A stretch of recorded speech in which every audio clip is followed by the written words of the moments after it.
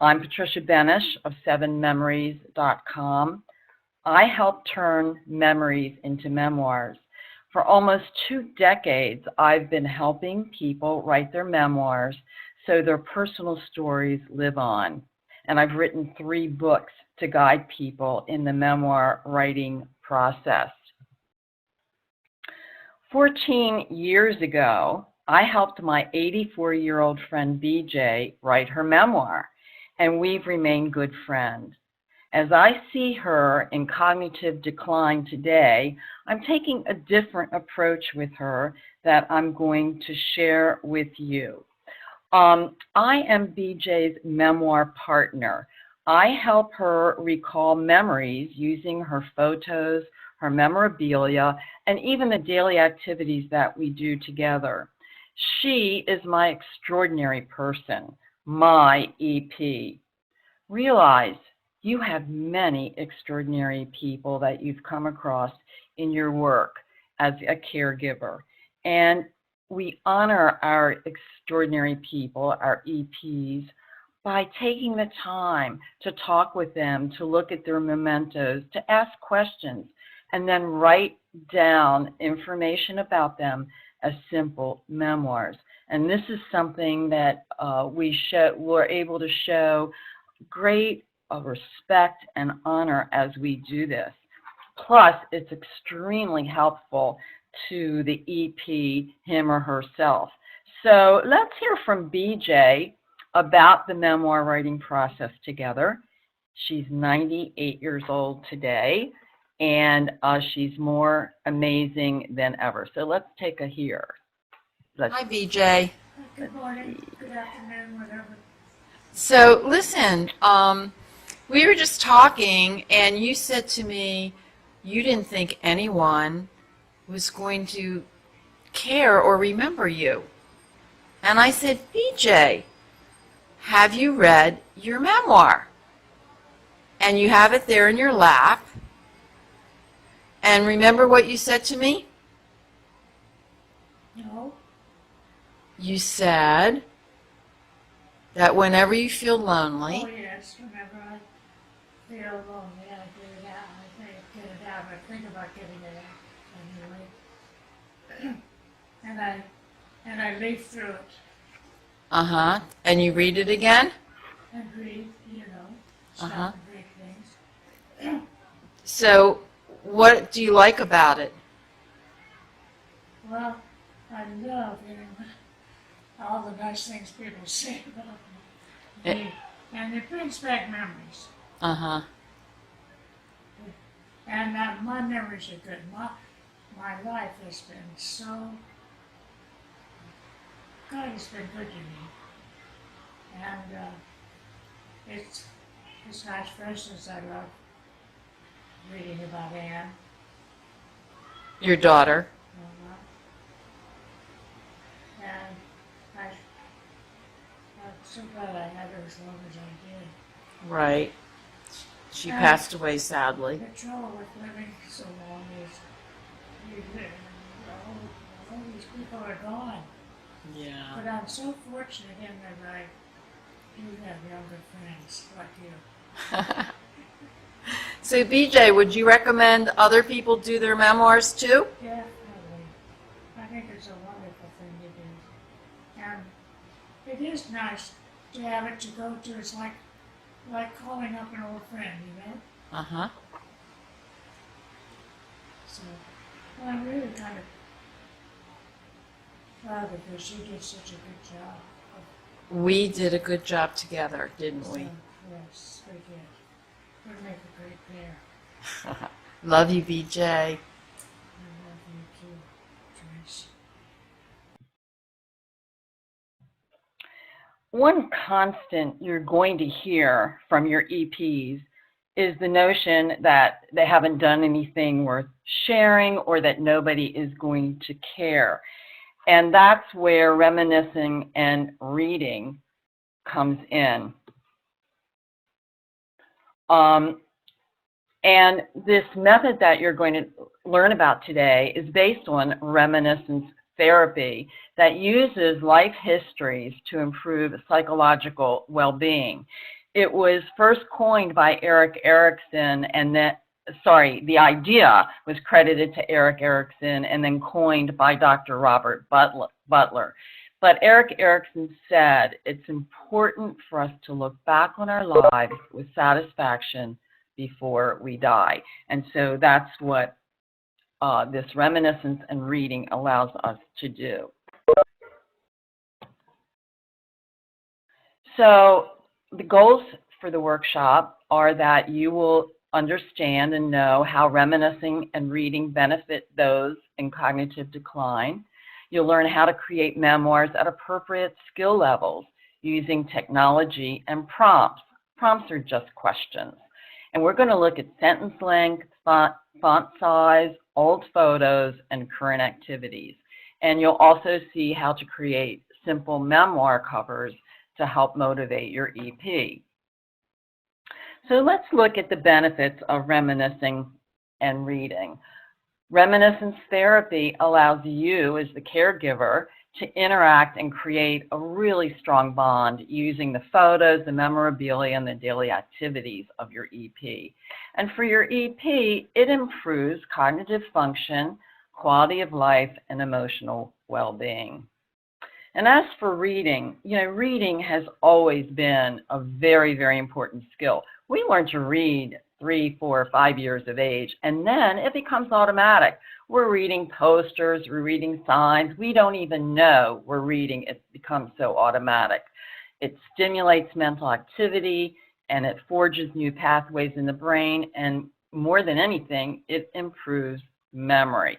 And that's why it is so important to try to get our EP to read. The problem is that there are not appropriate materials. The large print materials, they're too difficult. If you look at these examples, there's too many photos, there's too many ideas up there, different concepts, way too complicated. Children's books, on the other hand, are more perfect. They focus and they are just on a simple concept, but they're way too inappropriate and insulting. And so the personal memoirs that you can create with your EP are just right. So let's look at some basic prompts.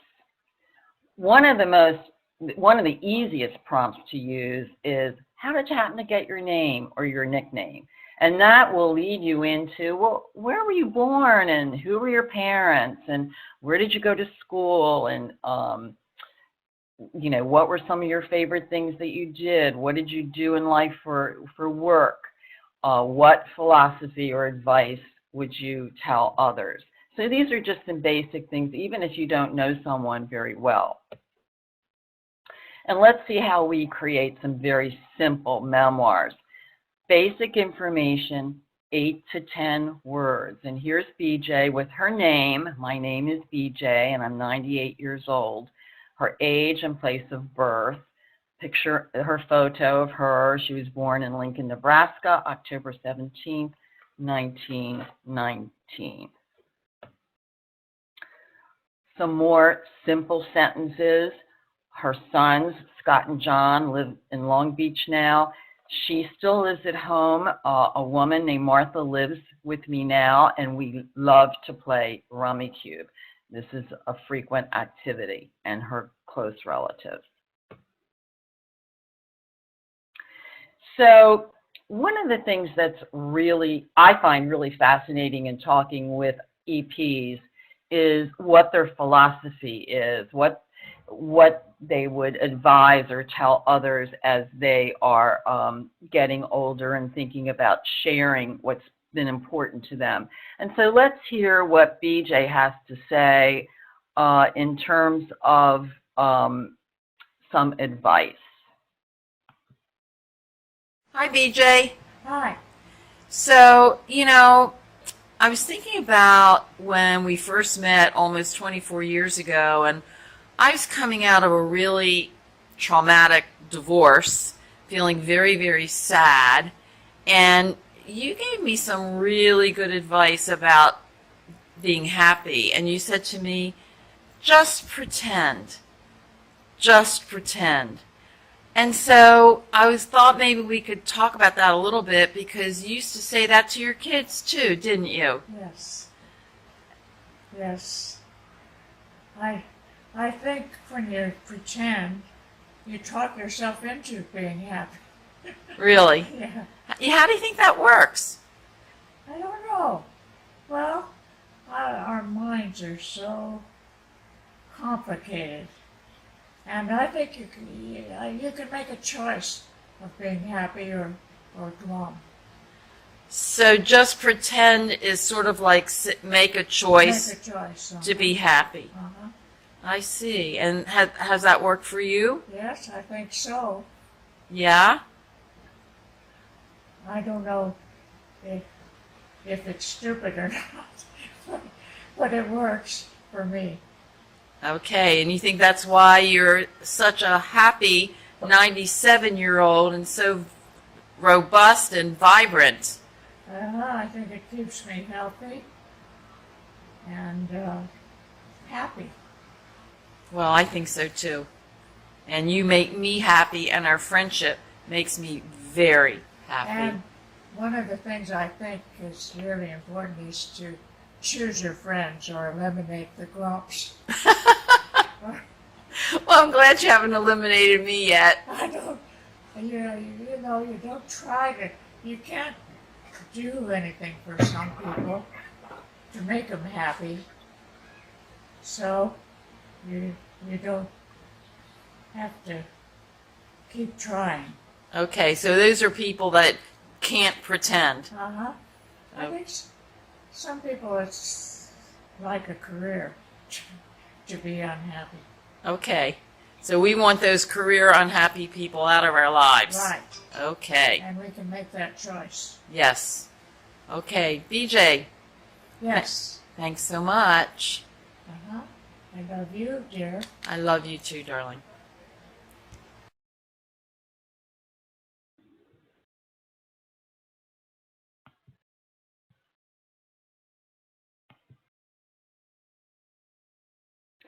And I think from this video, you can see how when you talk about advice or their philosophy, you get into some really fun and really important things that they have to say and share.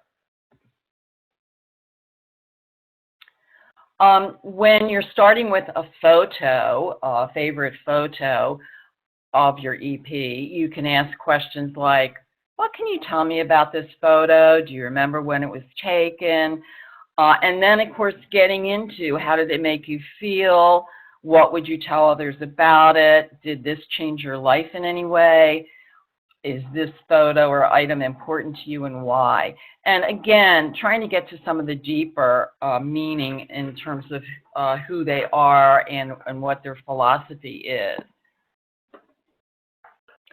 One thing that's always fun to talk about is a current activity like music, art, food, or whatever. And of course, food is really always important to people.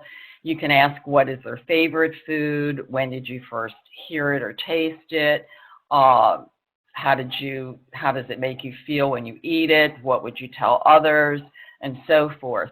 And so I do have one last video of BJ. Now this is kind of a fun video about food because in this video she talks about how she makes this food and she leaves out a key ingredient, which is kind of funny, and we use it now to it's as a kind of an intelligence test to people listening. So see if you can figure out what ingredient she leaves out. Hi, BJ. Good morning. So today I thought we could talk about your favorite food. And I know you have a real sweet tooth. And did you have some favorite treats when you were growing up? Yes, the first thing I learned to cook, I think, was fudge. Fudge, chocolate fudge? Chocolate fudge. And do you still make it? I still make it. And how do you make it? 2 cups of sugar, half a cup of milk, butter the size of an egg, and vanilla and nuts. Aha. So now you said butter the size of an egg. Really? Yeah, Well, what Yeah. size egg? I don't know. An egg's pretty much, they aren't too much different, so how many ounces would that be? Probably a quarter of a quarter. A quarter of a cup? Yeah, Okay. So, do you have any fudge right now? no, Oh, goodness. So maybe we should stop this interview and go make some. yeah, that's right. Okay? Yeah, Let's do that. We'll go make some of your chocolate fudge. Yummy, yummy, yummy. okay, Thanks, BJ. you're welcome.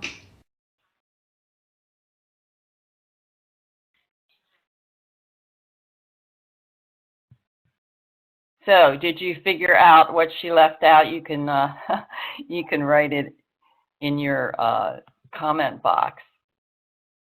But anyway, one thing that we see is how verbal BJ is, and even today, as she's really declining, she's still verbal. And I just took a video of her the other day, talking about her philosophy. And at any rate, I appreciate and love the fact that she is so verbal. But I know that we also have EPs who are not very verbal, and it's very hard to get them to talk. And so one great technique is to use letters from their loved ones and their friends, letters of gratitude, letters of encouragement. And here's an example of a book, from a page of a book, where everyone was coming together at Thanksgiving, and we asked the grandkids to each write 100 words of gratitude to Gramps. So each page has a photo of Gramps with that grandchild, and 100 words or less in 18-point type.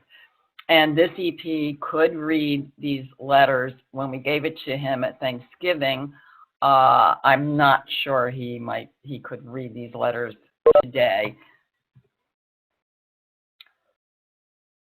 Here is another gratitude letter. Here's a grandma who's very uncommunicative, and so her daughter writes to her, "Mother, I'm so grateful to you for all you've taught me about cooking.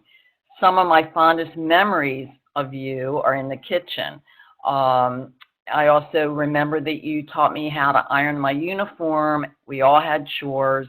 We respected the values you instilled in us through chores." So, of course, this opens up great conversation with Grandma. What did she cook? What was it like trying to teach her kids how to cook? What other chores did the kids have to do? What happened if the kids didn't do their chores?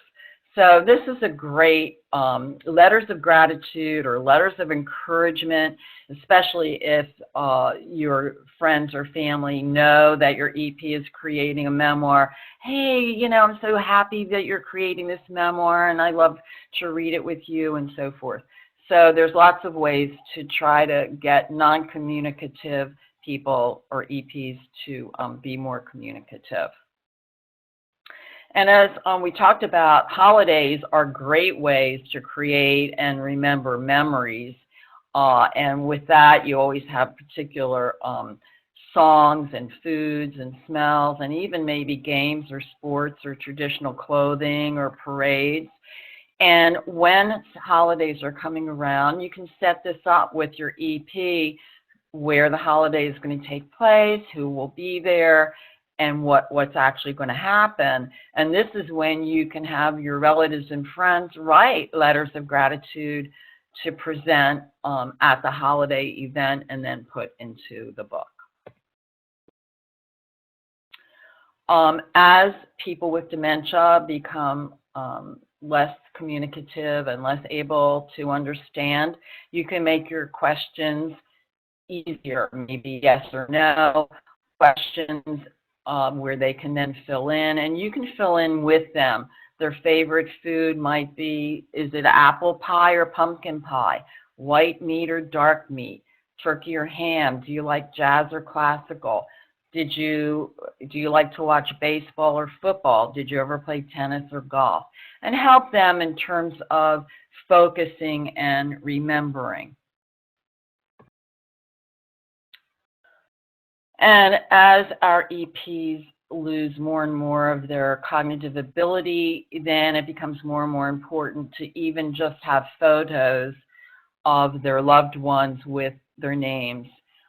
You could make a simple family tree, very simple, with just photos and names, or, you know, a simple timeline for them. And, you know, today it's so easy to do this. Use your phone or your tablet, take a picture, then you can record using speech-to-text software. You don't even have to type in. Do the speech-to-text software, and then it'll automatically create the text, copy-paste the photo and the text onto a page, and you have it. So here's a photo of BJ getting a haircut. And, you know, then we talked about, hey, when did you have your first haircut? What's it like? How does it make you feel? Or it might be, do you remember when your kids had their first haircut? What was that like? That's another good opening.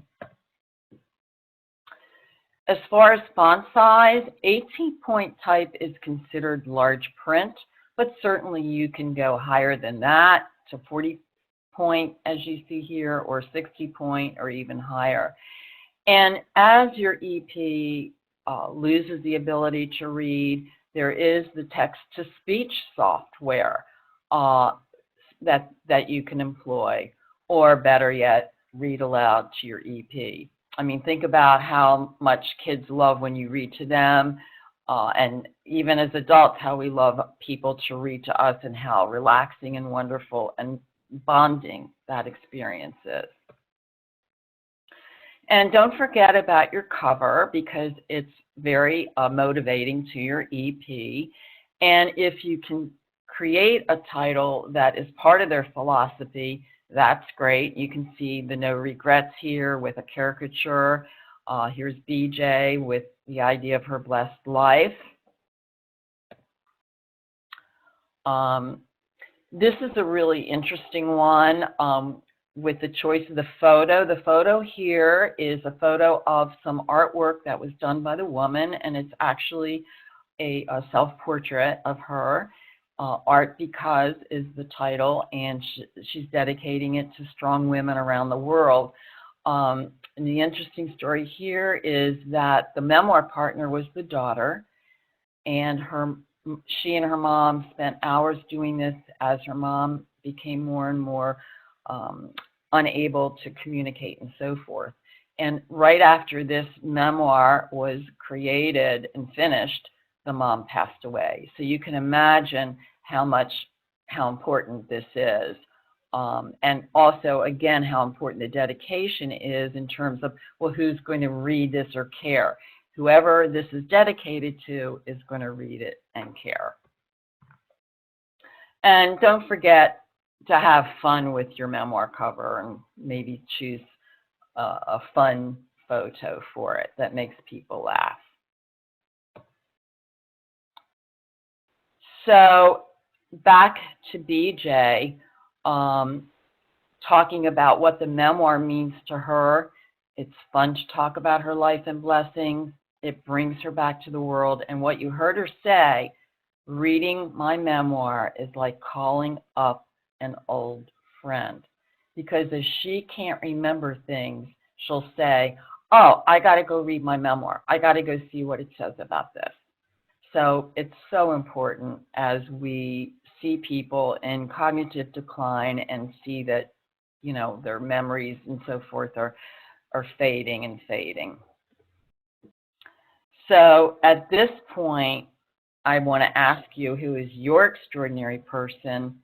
And I'd like to encourage you to take the time to create a personal memoir with your extraordinary person.